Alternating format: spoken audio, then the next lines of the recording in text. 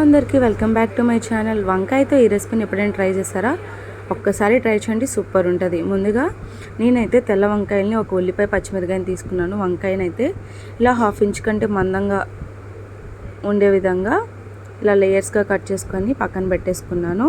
ఇవన్నీ కూడా ఇలా ప్లేట్లో వేసుకొని చిటికెడు పసుపు, రుచికి సరిపడా సాల్ట్, అలాగే రుచికి సరిపడా కారాన్ని కూడా వేయండి. ఫైనల్గా 1/2 టేబుల్ స్పూన్ ఆయిల్ని కూడా వేసుకొని మొత్తంగా మనం వేసిన పసుపు, ఉప్పు, కారం, ఆయిల్ అంతా కూడా వంకాయలకి రెండు పక్కల కూడా అంటే విధంగా ఇలా స్ప్రెడ్ చేసేసుకోండి.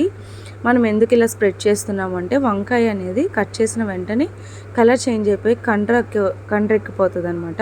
అలాంటప్పుడు మనం చేసే రెసిపీ అనేది పర్ఫెక్ట్గా రాదు.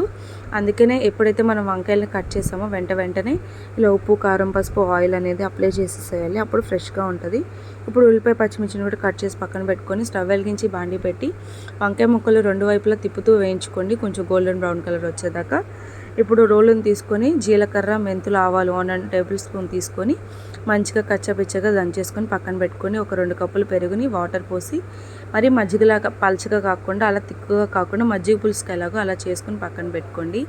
ఇప్పుడు అలాగే వంకాయలు వేయించినవి కూడా పక్కన పెట్టుకొని ఒక చిన్న బాండి పెట్టి సాయిపప్పు, ఆవాలు, జీలకర్ర, ఎండుమిర్చి వేసుకొని మంచిగా వేగిన తర్వాత ఉల్లిపాయ పచ్చిమిర్చి వేసుకొని మంచిగా వేగిన తర్వాత ఫైనల్గా రుచికి సరిపడా ఉప్పును కూడా వేసేసి ఇంకొక 2 నిమిషాల పాటు వేయించిన తర్వాత స్టవ్ ఆఫ్ చేసేసి ఇప్పుడు దింపే ముందు ఇందాక దంచుకున్న ధనియాలు, మెంతులు, జీలకర్ర పౌడర్ని కూడా వేసేసి 1కి 2 సార్లు మంచిగా కలిపేసి అదంతా పచ్చివాసన పోయే విధంగా వేయించేసుకొని స్టవ్ ఆల్రెడీ ఆఫ్ చేసాం కాబట్టి ఇది చల్లారి పెట్టేసుకొని మజ్జిగ పులుసులోకి వేయించుకున్న వంకాయలని వేసేసి అలాగే వేయించుకున్న పోపును కూడా వేసేసి ఫైనల్గా కొంచెం కొత్తిమీరను కూడా గార్నిష్కి వేసేసి అట్ల కాడతో చక్కగా తిప్పుతూ ఉంటే ఎంతో కమ్మగా ఉండే వంకాయ మజ్జిగ పులుసు అయితే రెడీ అయిపోయింది. నచ్చితే లైక్ అండ్ సబ్స్క్రైబ్.